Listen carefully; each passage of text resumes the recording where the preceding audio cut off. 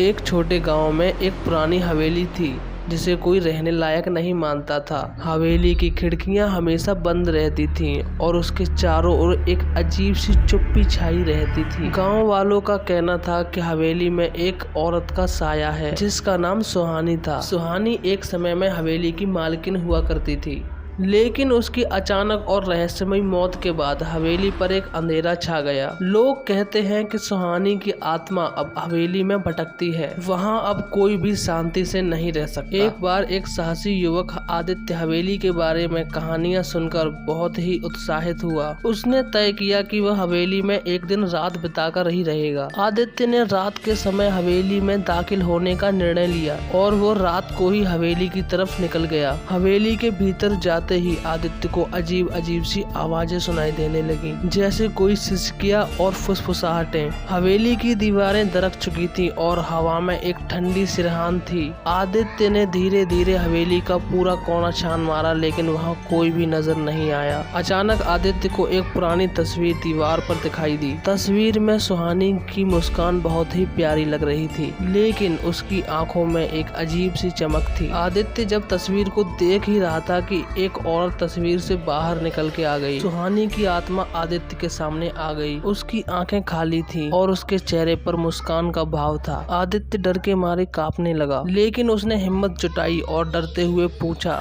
तुम्हें क्या चाहिए? तभी वो सुंदर लड़की चुड़ैल में बदल गई। आदित्य अब बहुत घबरा गया था और चुड़ैल ने गुस्से में जवाब दिया, मुझे शांति चाहिए। मेरी मौत का कारण मेरा ये सुंदर स्वरूप था। राजीव मुझे अपना बनाना चाहता था, मैं उसकी नहीं हुई तो उसने मुझे गला घोंट के मार दिया।